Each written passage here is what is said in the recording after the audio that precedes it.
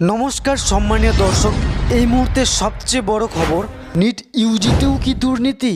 কিভাবে ৬৭ জন প্রথম? সিবিআই তদন্তের নির্দেশ দিল কেন্দ্র। এই মামলায় কারা গ্রেপ্তার হয়েছেন, কি সবকিছুই আজকে বিস্তারিত জানাবো এই ভিডিওর মাধ্যমে। তো দর্শক, চ্যানেলটিতে যদি প্রথম হয়ে থাকেন অবশ্যই চ্যানেলটিকে লাইক, কমেন্ট এবং শেয়ার করবেন। তো ভিডিওর শুরুতেই গত ৫ মে নিট ইউজিতে পরীক্ষা হয়। দেশ জুড়ে প্রায় ২৪ লক্ষ পড়ুয়া পরীক্ষা দিয়েছিলেন। ৪ জুন এই পরীক্ষার ফল ঘোষিত হয়। দেখা যায় ৬৭ জন সম্পূর্ণ নম্বর পেয়ে প্রথম অধিকার করেছেন। ডাক্তারির প্রবেশিকা পরীক্ষার নিটে দুর্নীতির অভিযোগ খতিয়ে দেখবে কেন্দ্রীয় তদন্তকারী সংস্থা সিবিআই।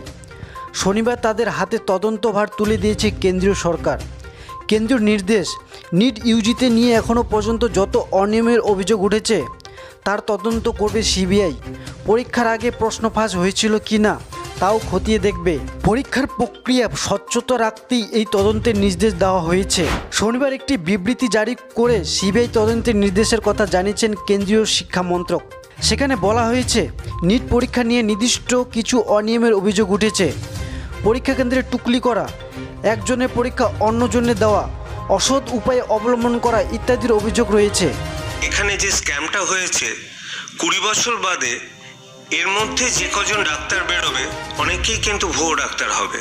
গত বছর যেখানে ২ জন মাত্র ৭২০ পেয়েছিল, এখানে ৬৭ জন ৭২০ পেয়েছে, ৭১৮-১৯ নাম্বার পেয়েছে, যেটা ইম্পসিবল। এই যে বিরাট কেলেঙ্কারি, এর তদন্ত। শিক্ষা মন্ত্রক বিষয়টি খতিয়ে দেখছে। 1600 बच्चों की समस्या है, इसको जो कमेटी देखेगी और उसके बेसिस पे जो रिकमेंडेशंस होंगी, उनका कोई दूसरा फॉर्मूला होगा या क्या होगा, तो उसके बेसिस पे हम लोग डिसीजन लेंगे। পরীক্ষার প্রক্রিয়া স্বচ্ছতা বজায় রাখতে সিবিআইয়ের হাতে এর তদন্তভার তুলে দেওয়ার সিদ্ধান্ত নেওয়া হয়েছে। কেন্দ্রের বিবৃতিতে বলা হয়, ছাত্রছাত্রীদের স্বার্থ রক্ষা এবং পরীক্ষা পদ্ধতির স্বচ্ছতা বজায় রাখতে সরকার বদ্ধপরিকর। এ ধরনের অনিয়মের প্রমাণ পাওয়া গেলে যে বা যারা তার সঙ্গে যুক্ত থাকবে তাদের কঠোর শাস্তি দেওয়া হবে। গত ৫ মে নিট ইউজিসি পরীক্ষা হয়।